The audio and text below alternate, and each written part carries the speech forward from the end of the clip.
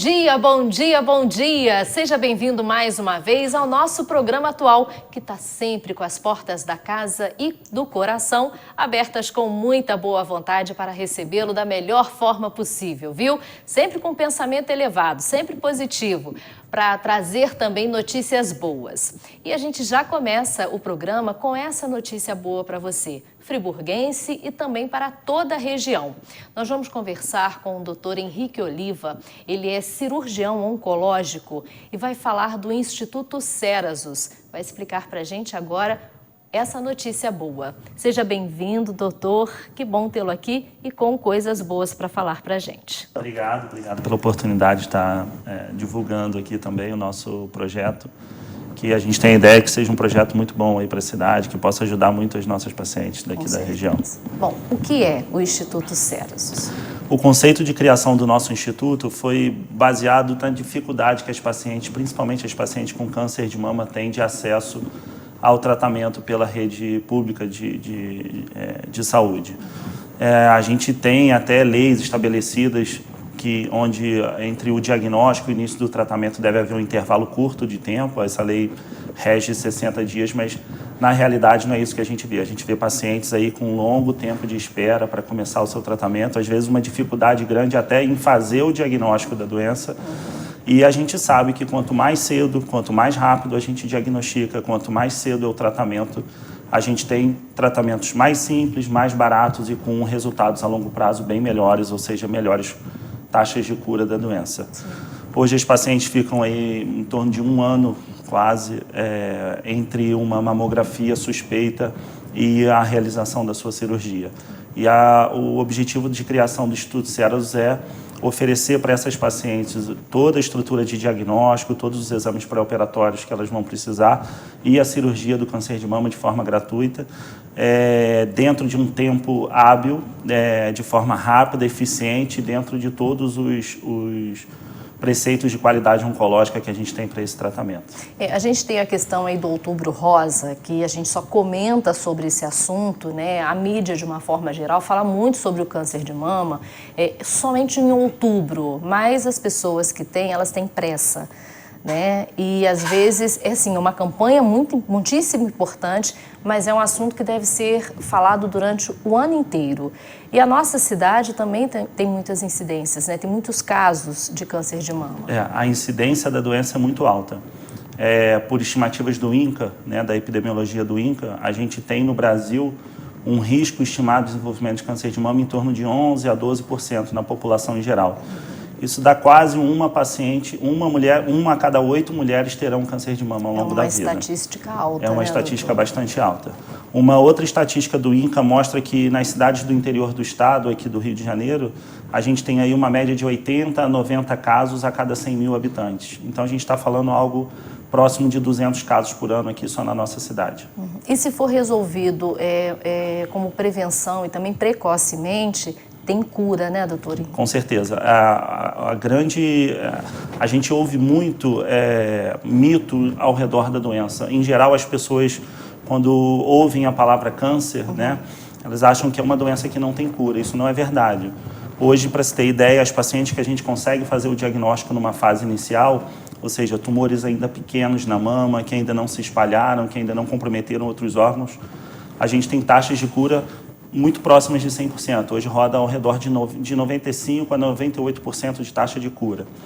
As pacientes que têm uma doença um pouco mais avançada, que a gente divide a doença em 4 estágios, a paciente que sai do estágio 1 já para o estágio 3, por exemplo, essas taxas já caem para algo em torno de 30% a 40%. E o grande problema dessa longa espera é que, esperando o início do tratamento, a doença progride e muitas vezes evolui de um estágio para o outro, diminuindo as chances de cura dessas pacientes. E aí precisa de fazer a mastectomia, aí já é uma questão mais agressiva. Exatamente. Quanto mais avançada é a doença, mais intervencionista vai ser o tratamento, mais, vamos dizer assim, mais radical vai ter que ser o tratamento. Vamos usar de novo aqui a comparação entre o primeiro e o terceiro estágio da doença. A gente tem uma chance de cura aqui no primeiro estágio em torno de 95% a 98%, com um tratamento 15 vezes mais barato do que o tratamento no estágio 3, onde você, mesmo com um tratamento 15 vezes mais caro, você só vai conseguir curar 30%, 40% das pacientes. Sim. Então, todo o nosso esforço em fazer um bom rastreamento na população, daí a importância da mamografia anual nas mulheres a partir dos 40 anos, todo o nosso esforço é em fazer o diagnóstico na fase inicial. E depois de feito esse diagnóstico, não adianta essa paciente estar diagnosticada e não conseguir começar o tratamento. Uhum. Então, não só fazer o diagnóstico inicial, mas tratar a paciente enquanto ela ainda está no estágio inicial de doença.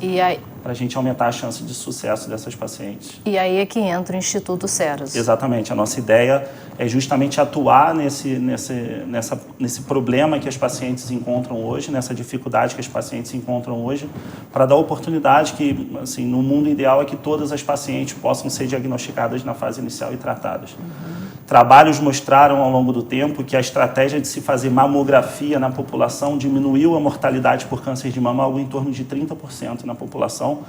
Não porque a população passou a não ter câncer de mama. A mamografia não evita ninguém de ter o câncer de mama. Sim. Mas a mamografia de rastreamento permite que as pacientes consigam ser diagnosticadas na fase inicial, sejam tratadas e fiquem curadas. Uhum. Então, a mortalidade daquele grupo que se cuida, que faz mamografia todo ano, é 30% menor, graças a um diagnóstico e o início de tratamento em tempo hábil. Tá. Como que o Instituto Ceras, então, vai trabalhar isso na prática? Como as pessoas podem procurar? O nosso público-alvo, as nossas pacientes-alvo, né, que são... o objetivo do nosso tratamento são aquelas pacientes que fizeram uma mamografia de rastreamento e nessa mamografia surgiu uma lesão suspeita. Uhum. Essas pacientes vão precisar de biópsia, etc. Isso dentro do Instituto vai ser realizado. Ou pacientes que já conseguiram um diagnóstico de câncer de mama e estão tendo dificuldade de iniciar o tratamento. Essas pacientes podem nos procurar. A gente está abrindo nossa rede de contatos com todos os médicos que fazem o atendimento dessas pacientes, as clínicas onde essas pacientes fazem o exame de rastreamento, para que a gente consiga captar essas pacientes no momento do diagnóstico ou no momento do surgimento dessa lesão suspeita e a gente possa iniciar o quanto antes o tratamento delas. Onde fica hoje o Instituto? A nossa sede foi gentilmente cedida ali no Grupo de Promoção Humana, no Cônego, o GPH. Já é uma instituição com uma história muito bonita na cidade de assistência social para as pessoas ali do bairro. Sim. A gente tem ali um ambulatório que estava um pouco subutilizado e foi cedido para a gente o espaço. Nossa sede está ali que vão ser feitos os atendimentos das pacientes. Uhum. Então, é só chegar e já... Como é que se diz? Uma eventual paciente que esteja nos vendo e que queira entrar em contato, basta acessar o nosso site www.cerasus.org.br. Cerasus com C? Com C. Cerasus. Isso. Uhum. .org.br. Lá tem o telefone de contato, tem a plataforma de contato também através do site. Uhum. E podem nos procurar que estamos de portas abertas aí para tratar essas pacientes. O que você diria então para as nossas telespectadoras, né? Às vezes que estão passando pelo problema ou conhecem alguém que estão passando, né, essa situação no momento. Hoje a vida é muito mais complicada, mais estressante, sedentária por muitas vezes, o que leva isso a acontecer. Aumenta o risco, sem dúvida. Uhum. A mensagem, eu acho, principal que eu tenho para passar para essas pacientes e que é o que eu luto muito no dia a dia, é que essa é uma doença com muitos mitos ainda dentro da sociedade. Tem pessoas que não querem nem falar o nome da doença porque acham que é uma doença que é um sinônimo de morte. E esse mito é o principal que a gente tem que derrubar. A doença tem cura, as taxas de cura são altíssimas. A nossa realidade no dia a dia do oncologista, quando alguém me pergunta qual a sua especialidade, eu falo que trabalho na área de oncologia, em geral o leigo tende a falar, nossa, que área difícil, complicada, você lida com pacientes que vão morrer e tudo mais, e a realidade não é essa.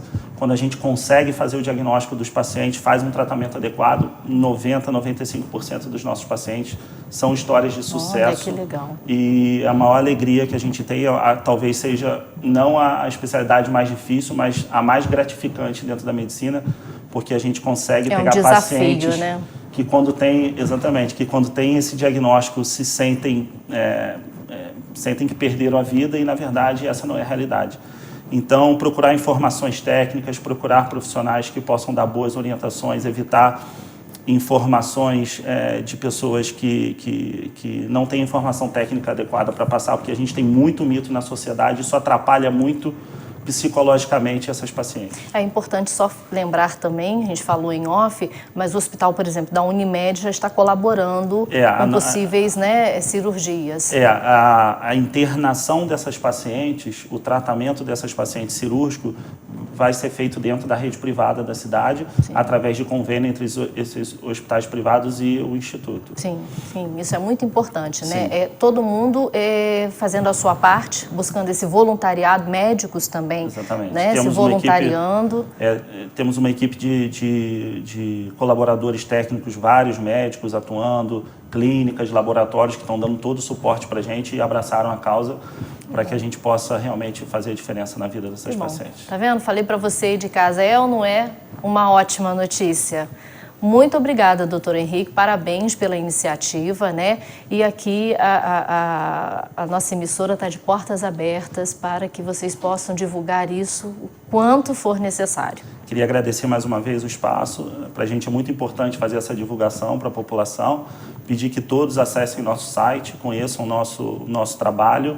Temos uma plataforma de doação online lá no site para facilitar as doações e explicar que a gente também precisa dessa ajuda para que a gente possa manter esse projeto vivo por bastante tempo. Atenção, população, né, da cidade de Nova Friburgo e toda a região e empresários, né, que queiram também ajudar. A gente vai estar divulgando isso aqui, com certeza. Muito obrigado pelo espaço. Obrigado. Até a próxima oportunidade. Obrigado. Parabéns mais uma Obrigado. vez. E você aí de casa, no próximo bloco, tem uma receita de brownie de dar água na boca. Não saia daí, a gente volta já.